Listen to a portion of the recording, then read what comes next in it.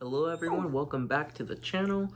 I know it's been a couple weeks, but we are here to finally review Alien Romulus. Now, if you guys watch my review of Alien, the original film, I have not seen the rest of the Alien movies. I've seen Prometheus once, not knowing it was an Alien movie, so I do need to rewatch it. So, for all intents and purposes, Alien is the only one I've seen, and Romulus takes place after, which was lucky for me. And I can't compare Romulus to the rest of the movies. I haven't seen it, but I would say this one felt very close to the original one in terms of the tone, the pacing, the way it was scary, and the way they chose to scare. It just felt more genuine and it felt authentic. So I really did enjoy this one a lot. Now, when it comes to our protagonist, we have this new character, Rain, and she's a young character, and we have our small collection of characters. This movie doesn't have a plethora of characters, so it's not really all that difficult to follow, or it doesn't take too long to learn who these characters are.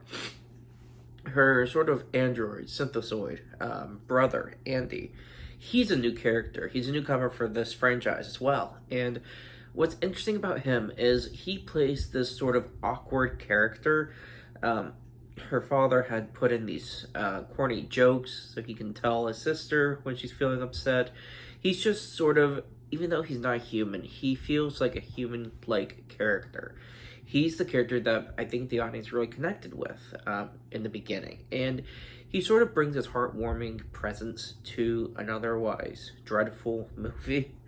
And I think his acting was absolutely outstanding. I really do believe he was a standout in this movie.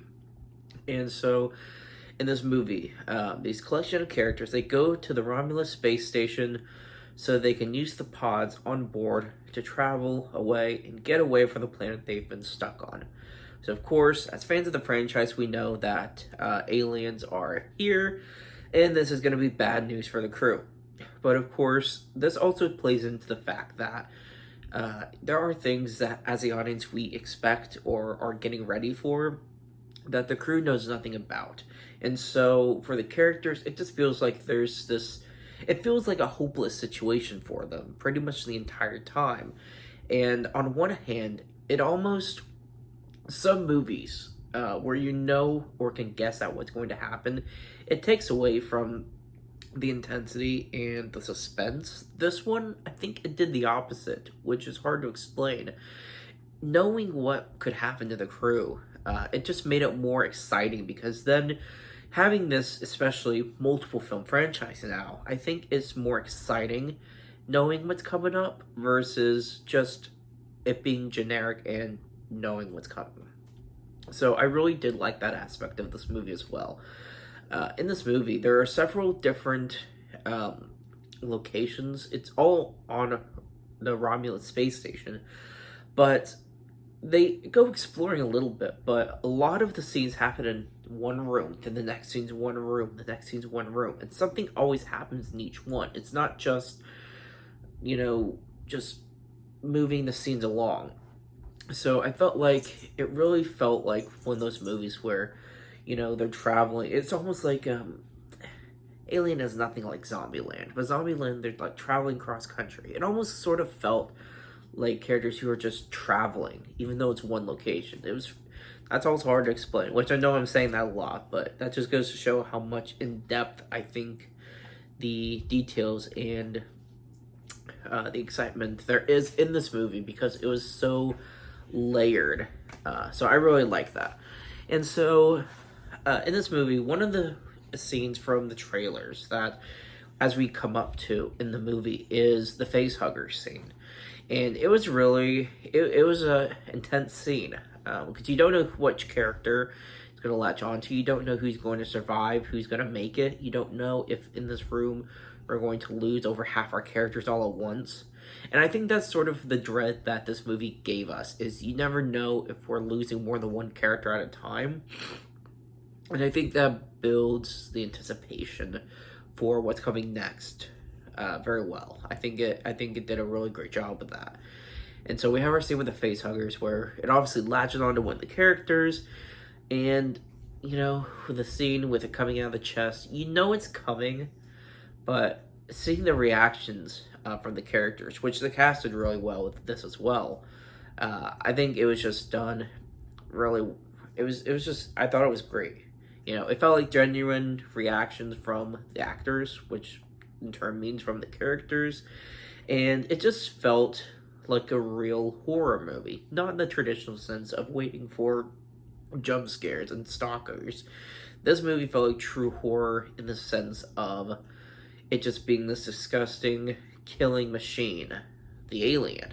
And so I really liked it. It sort of gave a nostalgic feel to some of it felt like some of the classic horror movies where it didn't rely on, you know, just generic cheap tricks. It really relied on its suspense. It relied on being building the anticipation from one scene to the next. It really relied on those things I think make a really great horror movie. And this isn't some over the top, gory, constantly scary movie, but I think less is more.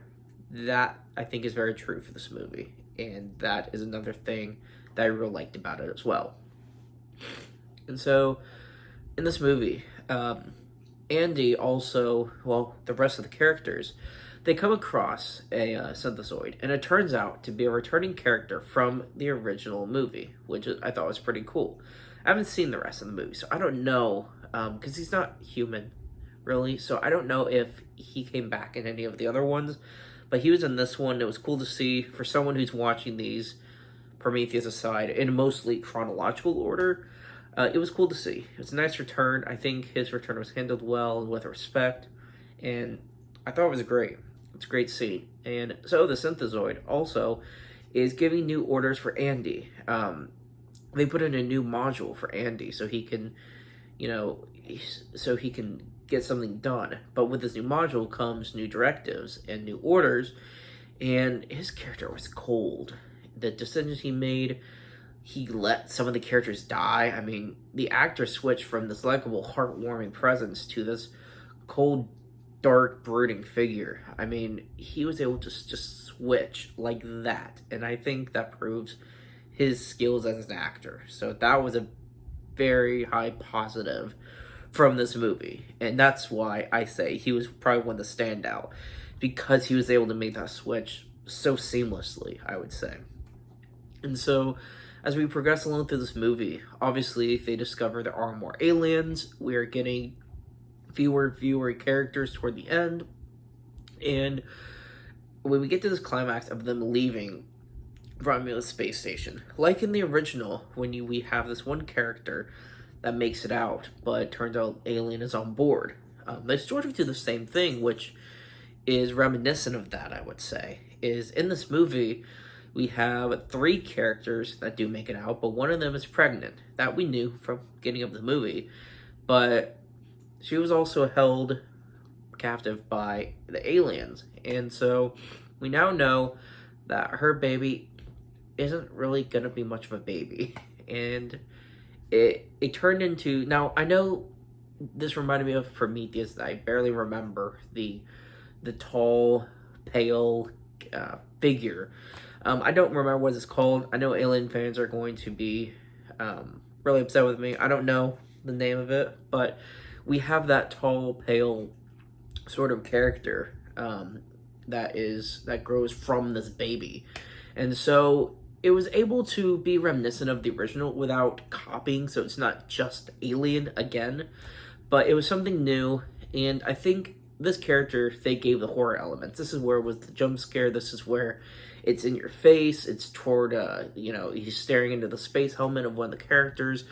And it was a really intense closing for the movie, having this sort of final fight. Andy's sort of, he's a good guy, again, toward the end, very toward the end. And Rain has to take on this thing alone. And so we get sort of that last stand sort of style fight between her and this character.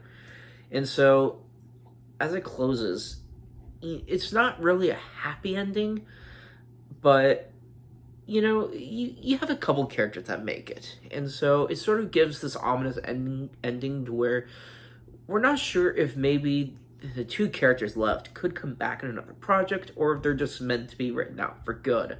It's sort of, and he left it open for their return, but also closed the chapter on their story in this one. So overall, I'm excited for the next Alien movie, whatever that may be. It was surprising to hear, assuming it's true, to hear that Romulus was almost just dumped onto Hulu as a streaming film. I think the decision to put it in theaters was a great choice. It felt great in the theaters. This is a movie that's going to look good on the big screen. Much better than a TV at home, even if you have a giant one. If you have a TV at home the size of a theater, then that's great for you. But for those who don't, this movie's going to look good on the theater screen. So, I would say check it out. I know it's probably going to run its course pretty soon. Most movies do now. So if you're interested, check it out. Let me know what you think. I absolutely love this movie. It's hard to say if it's a movie of the year. It's definitely a contender. So I absolutely love this movie. And I can't wait to hear what other people think about it. Thanks for watching.